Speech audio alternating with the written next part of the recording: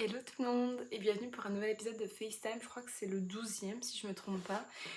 Et bienvenue sur la série FaceTime. Qu'est-ce que c'est? FaceTime, c'est une série de vidéos de plus ou moins 30 minutes approximativement. Et je viens parler...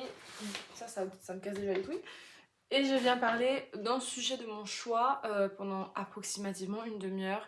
Les vidéos ne sont pas retouchées, il n'y a pas de montage, il n'y a pas de musique, il n'y a pas de cut, il n'y a rien du tout. C'est une vidéo qui sort littéralement de l'appareil et qui est envoyée sur YouTube. Je trouve qu'il y a de moins en moins de contenu comme ça sur YouTube et je trouve ça intéressant d'avoir ce côté où c'est pas que des cuts et des zooms tout le temps. Donc voilà, pour tous celles qui ont vu les 12 premières vidéos, désolée, vous devez entendre ça à chaque fois. Mais bon, aujourd'hui on va parler d'un sujet très intéressant qui est l'amour en général. Side note, j'ai pas fait le piercing du Médusa, mais je trouve ça très joli. C'est un faux, enfin c'est vraiment un strass que j'ai collé avec de la colle à fossile et je trouve ça très très joli et je me demande si je devrais pas me le faire percer. Donc tu sais, j'ai un anneau avec le perce, je sais pas, je trouve ça beau. Donc aujourd'hui ça sera avec ça, on verra par la suite si je prends vraiment la décision de le faire faire. Donc on va venir parler d'amour, etc., de ma vision de l'amour, de qu'est-ce que j'aimerais dans l'amour, de tout ça. Et je me suis pris un snack, les Reese's Sticks, j'ai jamais goûté.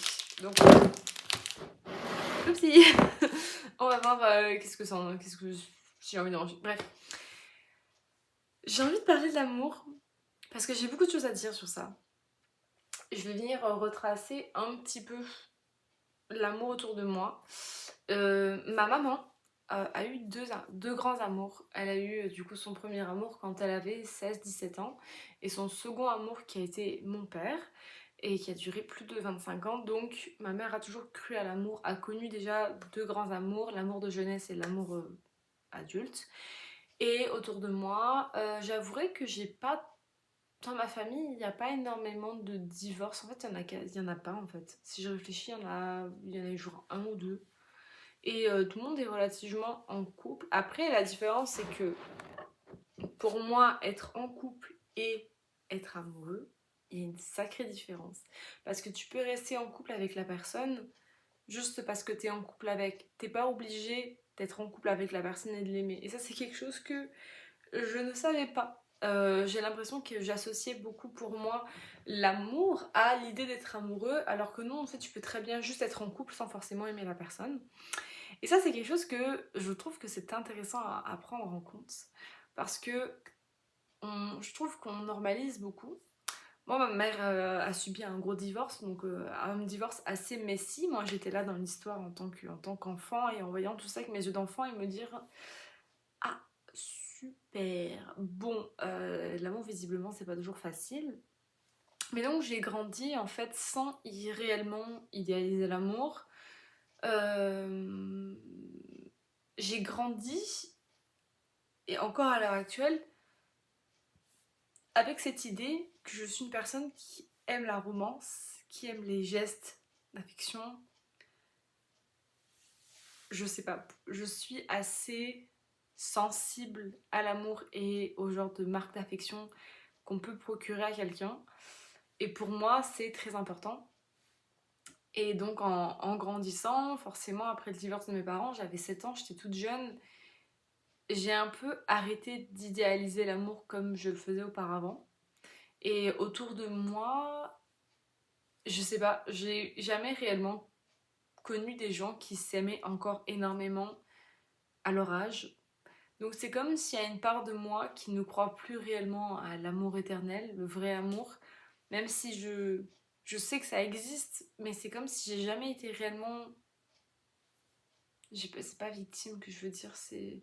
J'ai jamais réellement été témoin d'un amour qui est resté aussi intact que le début. Quand j'ai grandi un peu, je voulais être amoureuse, ouais, bah, bien sûr, mais j'étais pas le genre d'enfant qui avait des amourettes à l'école. J'étais pas assez jolie ou convoitée pour ça, et c'est ok, c'est pas grave, j'étais pas ce genre d'enfant. Et autour de moi, du coup, il n'y avait pas vraiment de couple qui me... Je sais pas, qui venait me chercher, enfin, je veux dire, qui venait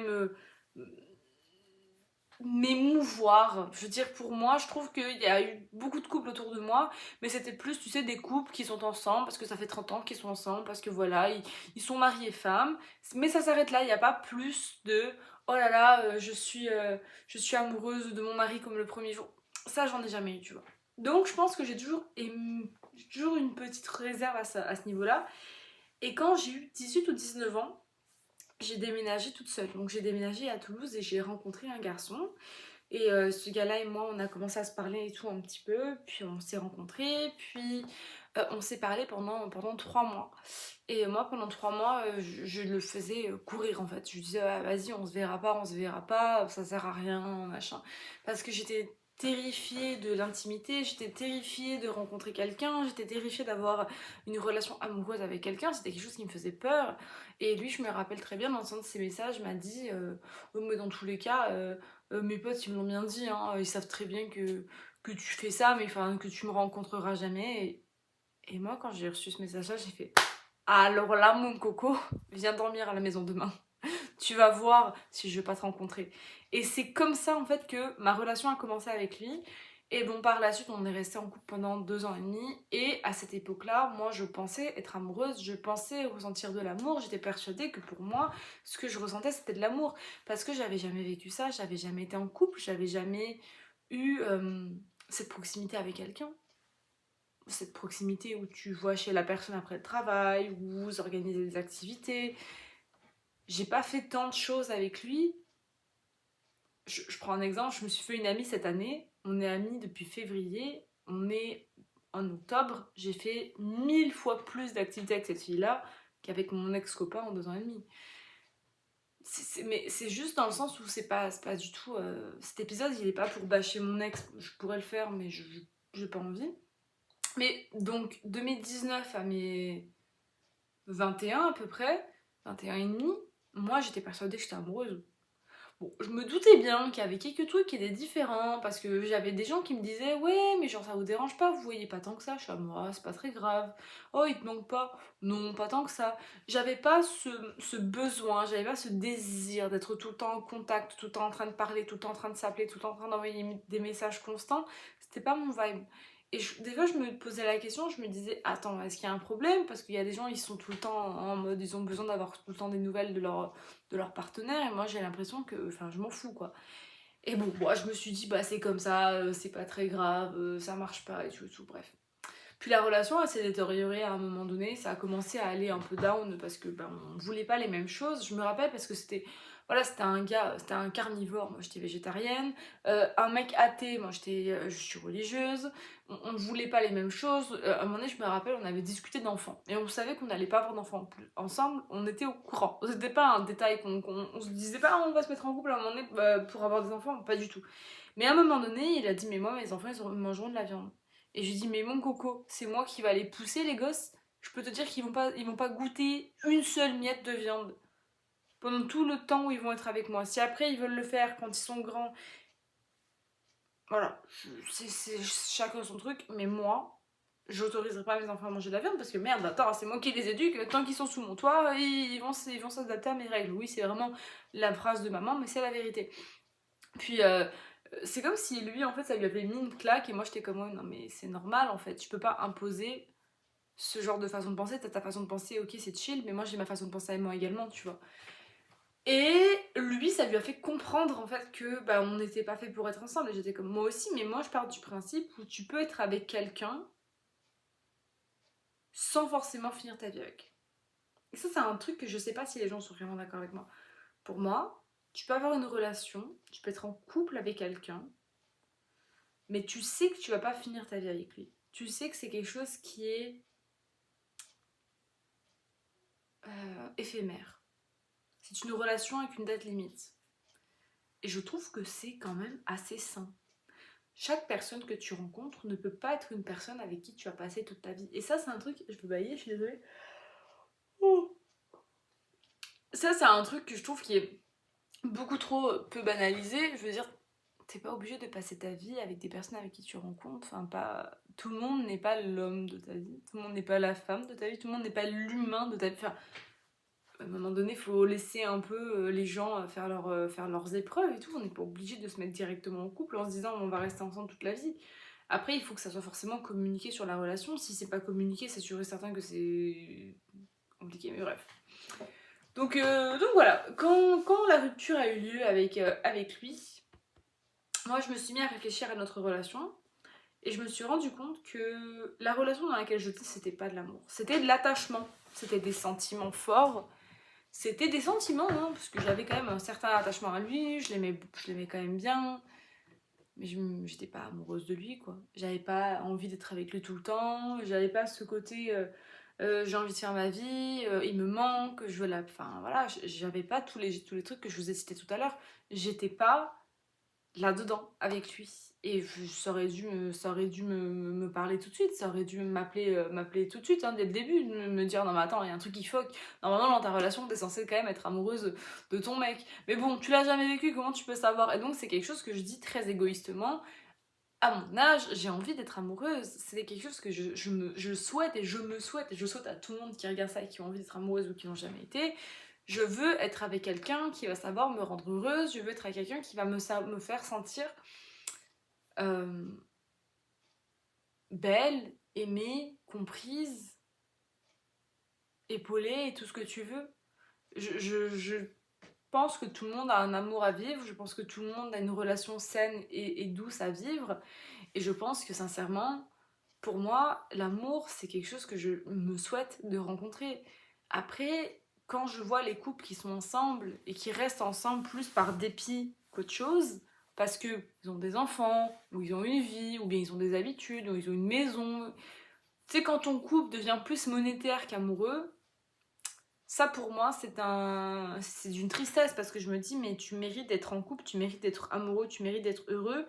Mais du coup, parce que justement, monétairement parlant, t'es un peu dans le caca, tu t'imposes d'être en couple avec quelqu'un qui finalement n'est plus réellement ton amoureux, quoi. C'est plus ton partenaire de vie que ton amoureux, et c'est quelque chose que je me souhaite de ne pas trouver, tu vois. C'est comme, j'ai connu, bah, on en a parlé un petit peu dans l'épisode des relations toxiques, de l'amitié toxique. Je pense que tu peux aussi rencontrer des gens toxiques. Moi, je sais qu'une personne très proche de moi était en couple pendant 4 ans avec un gars toxique. Et d'ailleurs, j'aimerais beaucoup faire une vidéo avec elle. Pas forcément ce sujet, parce que je pense que ça peut réveiller des anciens traumas où tout le monde n'a pas forcément envie de se confronter à ce qu'ils ont pu vivre. Excusez-moi, il y a quelque chose qui m'a piqué sur le genou, ça me gratte. Hein, c'est abusé. Mais je pense que ça, tout le monde n'a pas forcément envie de se confronter à ce qu'on a pu vivre.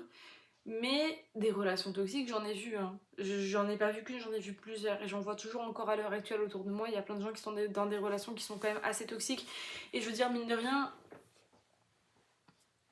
ça me fait peur. Ça me fait peur, je vois ça. Et là, justement, c'est très très drôle parce que à l'heure où je tourne cette vidéo, c'est possible que quand je la poste, donc dans quelques jours, je ne parle déjà plus à cet individu. Mais j'avais parlé à une personne sur Tinder il y a bien longtemps. On s'était parlé pas mal en appel et en messages vocaux. Et du jour au lendemain, enfin, il m'a ghosté en fait. Enfin, il m'a pas vraiment ghosté parce qu'on a juste arrêté de se parler.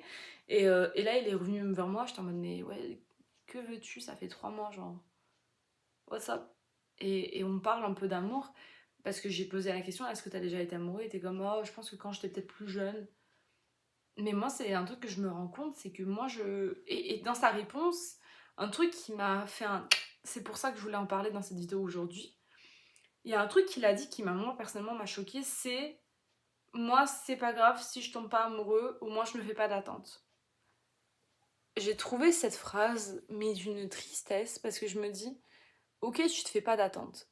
Mais ça veut dire que toute ta vie, en fait, tu vis un peu en suspension. Tu dis, oh, mais j'ai pas d'attente. Ah, ouais, mais j'ai pas d'attente. Donc en fait, tu vis toujours sans être sûr. Tu vis toujours en étant en mode, ah, peut-être, je sais pas, on verra, nanana. Non, mais attends, à un moment donné, il faut ressentir, il faut avoir des émotions, il faut avoir de l'attente. Je sais pas, J'ai quand même été hypersensible. Alors, oui, peut-être. Ouh, c'est un peu mou. Mon dieu, mais c'est immense. De toute façon, il n'y a pas trop longtemps. Oui, très bon.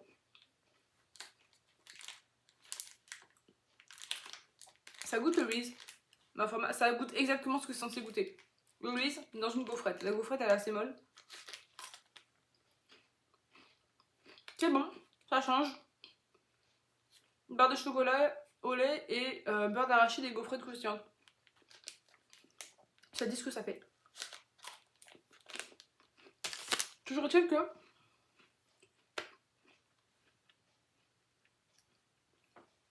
j'en suis un peu à ce stade où, quand j'ai lu le message de ce gars, je me suis dit non mais attends, moi je suis peut-être que je suis hypersensible, ouais c'est possible.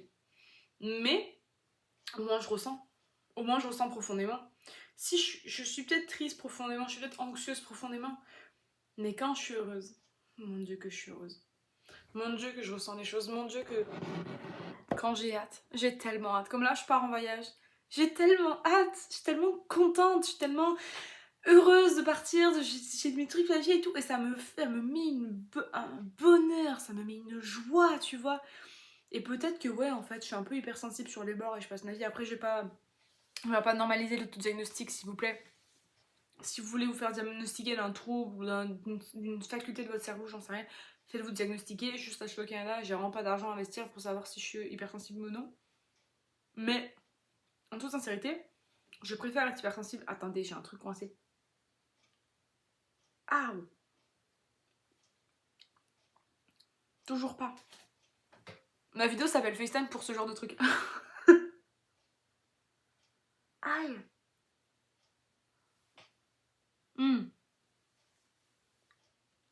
Je l'ai. C'était un bout de gaufrette qui était coincé dans ma gencive, tu vois, ça fait super mal. Bref. En fait, le truc, c'est que...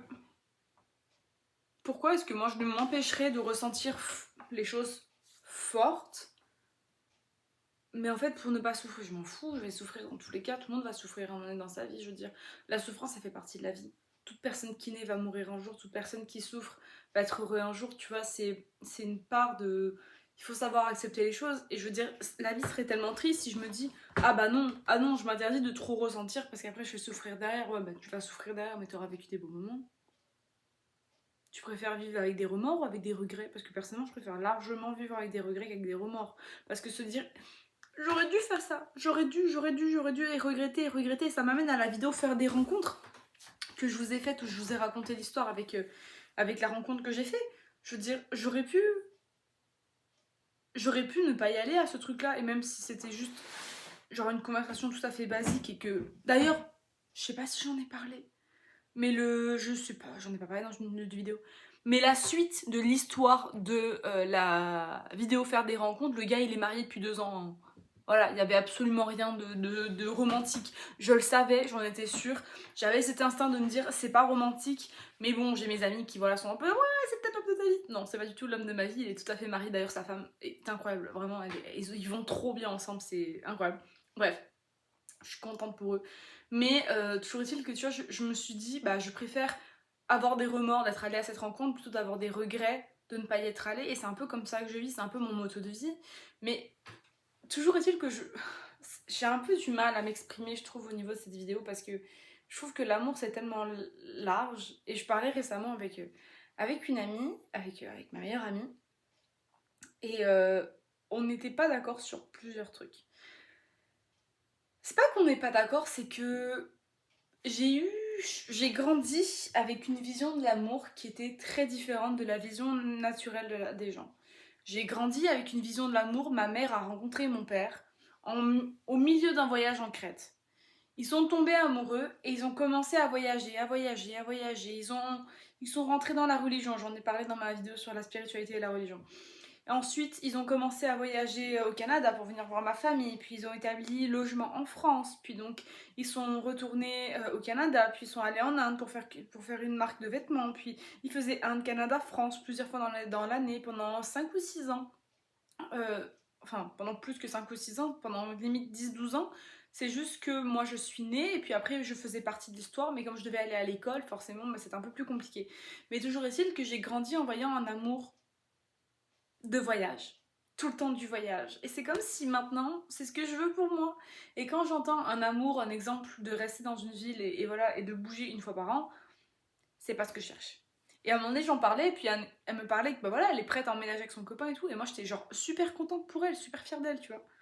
Mais ça m'a fait me prendre conscience pour moi-même que je suis pas du tout prête, et que vraiment l'idée, pour l'instant, d'être avec quelqu'un de cette façon-là, ça me dégoûtait un peu.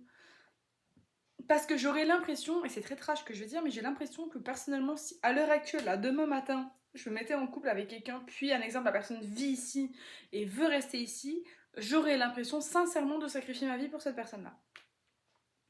Me parlez pas d'enfants, me parlez pas de ce genre de truc, je suis absolument pas prête. Pour moi, ce que je recherche, ce que j'aimerais, ce que je lance dans l'univers, si l'univers tu m'entends, si l'univers tu me vois, s'il te plaît, écoute-moi, un de mes rêves, c'est sincèrement de partir en voyage, de rencontrer l'homme de ma vie en voyage, ou l'humain de ma vie tout simplement, de partir en voyage et de rencontrer cette personne-là et de voyager à travers le monde et d'établir un logement ou un endroit dans une destination de notre choix. C'est mon rêve, c'est ce que je veux, c'est ce que j'ai connu, c'est ce que j'ai vu. Et c'est pas parce que mes parents sont plus ensemble que je crois pas à ce genre d'amour, tu vois. Le genre d'amour aventurier, pardon. Le genre d'amour où tu visites, tu voyages. Et en fait, tu fais d'abord ta vie pour toi et après pour les autres. Et ça, pour moi, c'est beau parce que je trouve qu'il y a tellement de couples qui font leur vie pour les autres et pas pour eux. Et je me souhaite de ne pas trouver ça, tu vois. Et c'est pour ça que je trouve que l'amour, ça va être très compliqué pour moi pour trouver parce que bah, c'est compliqué de trouver des gens qui sont comme ça. Puis maintenant, on vit dans une génération. Maintenant, l'amour, c'est tellement passager. On vit dans une génération où on envoie un message et on se retrouve le soir chez la personne pour jouer aux cartes. Et moi, c'est pas ma génération, quoi. C'est pas, moi, c'est pas ce que je cherche, c'est pas ce que je veux, c'est pas ce que je trouve beau, c'est pas ce qui m'attire. Mais j'ai l'impression que ce qui m'attire, ça n'existe plus. J'ai l'impression que l'amour romantique, l'amour avec les big gestures, j'ai l'impression que l'amour comme ça, je sais pas, c'est mon frigo. J'ai l'impression que ça n'existe pas ou je sais pas où chercher. Tu cherches où pour retomber amoureux? Maintenant, tu vas où pour rencontrer du monde? Tu vas où pour tomber amoureux? Dans la vraie vie, tu trouves où? Les collègues de travail? J'étais qu'avec des filles. Il y a un gars dans mon équipe, c'est tout. Je vais changer de travail. Est-ce que je vais avoir une possibilité avec un collègue de travail? Pourquoi pas? Pourquoi pas? Les applications de rencontres. Je crois que je suis sur Tinder depuis que j'ai 16 ans, j'en ai 25. Ça fait 9 ans que je suis sur Tinder. Je connais. En long, en large et en travers. Les applications de rencontres n'ont jamais rien donné pour moi. Genre, le seul truc qu'elles ont donné, et vous l'avez vu dans ma dernière vidéo avec Roméo, les situationships. J'ai l'impression que c'est tout ce que ça donne. Ça donne des situationships. Et je sais qu'il y en a qui ont trouvé leur partenaire sur une application de rencontre et félicitations à vous, vous êtes formidables. Je n'ai pas cette chance. Et je trouve ça fascinant de se dire à quel point les relations en 2024, bientôt 2025, sont complètement défoncées. À quel point c'est compliqué de rencontrer quelqu'un, à quel point c'est compliqué de maintenir une relation, à quel point c'est compliqué de maintenir un contact. Je sais pas pourquoi c'est aussi dur, je sais pas pourquoi est-ce qu'il y a autant de difficultés, autant de peur de l'attachement en fait. Pourquoi est-ce qu'on a aussi peur de l'attachement? Pourquoi est-ce qu'on a autant peur de se mettre en couple? Pourquoi est-ce que maintenant tout le monde cherche à éviter les couples, cherche à éviter les sentiments, cherche à éviter les... Tu évites quoi en fait avec tout ça? Est-ce que tu évites peut-être la peur de ressentir, peut-être la peur de vivre quelque chose, peut-être... Tu vois, c'est pour ça que maintenant des séries comme Love is Blind, ça existe. On est rendu tellement peureux de rencontrer des gens qu'on doit clairement... On doit créer des émissions où les gens ne se voient pas parce que tout le monde vit uniquement dans le paraître. Tout le monde vit uniquement dans la façon de se présenter. Et je suis une des premières à dire ça. Je pourrais pas, un exemple... Je pense que même si tu mettrais l'homme le plus gentil du monde à côté de moi et qui me drague et qui même si physiquement il me plaît pas, je pourrais pas être avec lui parce que justement pour moi l'attraction physique passe en premier. Et il y a des gens qui sont sapiosexuels. Sapiosexuels, si vous savez pas, c'est des personnes qui sont attirées, je sais pas si c'est une, je pense pas que ce soit que sexuellement, mais qui sont attirées en tout cas romantiquement parlant par des personnes qui savent se servir de leur intelligence en premier. Et il y en avait un autre aussi. Je crois que c'est demi-sexuel, c'est avoir des sentiments juste pour une personne avec... Attends, c'est quoi? C'est genre te mettre en relation juste avec une personne avec laquelle t'as des sentiments. Ou pouvoir faire quelque chose juste avec... Admettons, exemple graphique, trigger warning, tu peux pas avoir de... Enfin, il y a des gens qui vont avoir des relations sexuelles avec d'autres sans avoir besoin d'aucun sentiment. C'est juste du sexe, ça s'arrête là. Il y a des personnes qui, plus comme moi, vont avoir besoin d'avoir des sentiments, des émotions envers la personne avant d'avoir des relations. Genre, pour moi, l'idée d'avoir des relations avec quelqu'un que je ne connais pas, ou que je n'ai pas d'intérêt, ou que je n'ai pas de sentiments pour lui, bah moi ça me fait rien. Genre c'est pas possible pour moi, c'est genre point d'interrogation, je comprends pas, c'est pas ma cam, tu vois. Et pour le coup, je m'en rends compte, mais c'est que c'est compliqué. C'est vraiment très compliqué. Et c'est que des fois je me dis, mes amis me disent, mais oui, tu vas rencontrer quelqu'un, c'est sûr. Et je dis, ouais, je sais.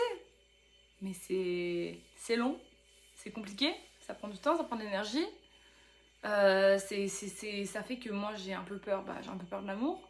J'ai un peu l'impression que l'amour c'est une connerie, ça n'existe pas. Je sais que ça existe, mais des fois il y a des moments où j'ai l'impression que ça n'existe pas. J'ai l'impression que tout le monde a peur des sentiments, que tout le monde a peur de l'amour, que tout le monde fuit à l'idée même de tomber amoureux.